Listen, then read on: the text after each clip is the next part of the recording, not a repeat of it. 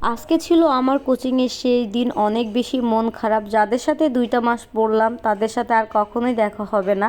আসসালামু আলাইকুম, সবাই কেমন আছেন? আশা করি সবাই ভালো আছেন। আলহামদুলিল্লাহ, আমিও ভালো আছি। তো আজকে হলো আমার কোচিংয়ের শেষ দিন। কারণ হলো আমি যেহেতু একটু আগেভাগেই দেশে চলে যাব, যেহেতু আমি মাদারীপুর কলেজে পড়ি আর আমি যেহেতু ভৈরব থাকি, সবাই ভৈরবেই পড়ে। ভৈরবের একটা টিচারের কাছে আমি পড়েছি। স্যারের নাম হলো সাইফ স্যার। গার্লস স্কুলের অপোজিটে স্যারে পড়ায়। স্যারের পড়া মানে আলহামদুলিল্লাহ অনেক বেশি ভালো। সে অনেক সুন্দর করে বুঝিয়ে পড়ে। বিশেষ করে ভালো লেগেছে সে অনেক ইসলামিক টাইপের মানুষ, এই কারণে আমার অনেক বেশি ভালো লেগেছে। তারপরও অনেক বেশি সুন্দর এবং তার কাছে পড়তে আসলে মানুষ অল্পতেই অনেক কিছু বুঝে যাবে। অনেক বেশি ভালো লেগেছে।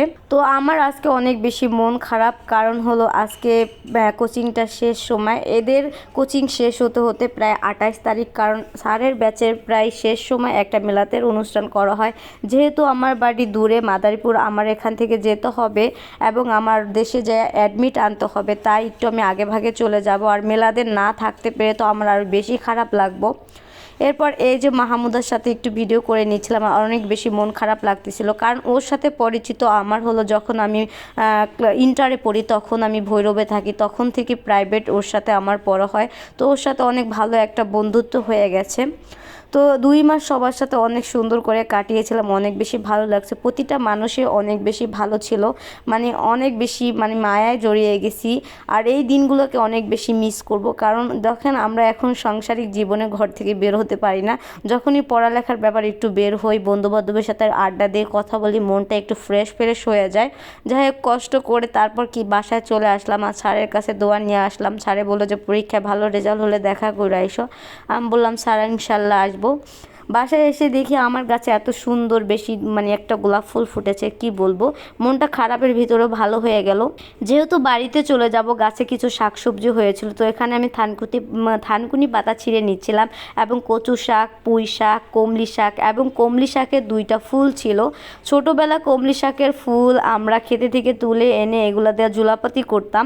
তো এখানে আমি কমলি শাকের লাগাইছিলাম, তো এখানে 2টা ফুল হয়েছে। অনেক বেশি মিস করতেছি সেই ছোটোবেলার কথা। দেখেন কি সতেজ শাকসবজি চাষ করে ফেলছি বারান্দার মধ্যে। এতটুকু শাক আমাদের দুজনের জন্য এনাফ। এরপর শাকটা যে রান্না করছি সেই ভিডিওটা আমার করতে একদমই মনে ছিল না। রাতের জন্য কিছু আয়োজন করলাম। তো এখানে হলো মুরগির মাংস ভুনা করব। অনেকে আমার মুরগির মাংস খাওয়া দেখে বলে আপনি এত বেশি মুরগির মাংস খান, মুরগির মাংস এত কেন খান?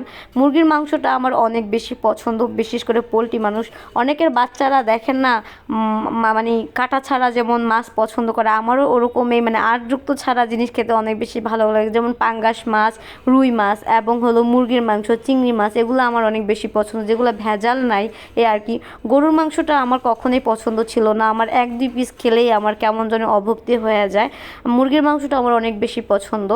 তো এখানে হলো ছোট ছোট করে মুরগির মাংস কেটে এখন আমি ভুনা করে নিব।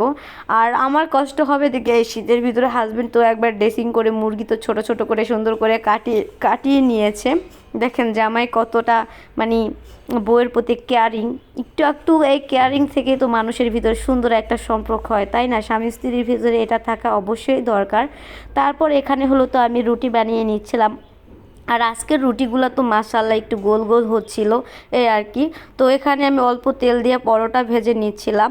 আর রাতের বেলা ডিনারে আমাদের মুরগির মাংস, কষো মুরগির মাংস ভুনা থাকবে আর সাথে হলো পরোটা।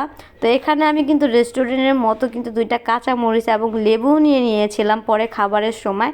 তো আজকের ডিনারটা এই যে আমাদের স্যাম্পল ডিনার ছিল। ভিডিওটা কেমন লেগেছে অবশ্যই কমেন্ট করে জানাবেন। আর সবাই আমার জন্য দোয়া করবেন, কারণ আমার পরীক্ষার ভিতরে আমি জানি না ওরকমভাবে ভিডিও শেয়ার করতে পারবো কিনা আপনাদের সাথে। আমার জন্য সবাই দোয়া করবেন, জানি আমার পরীক্ষাগুলো ভালো হয়। আল্লাহ হাফেজ।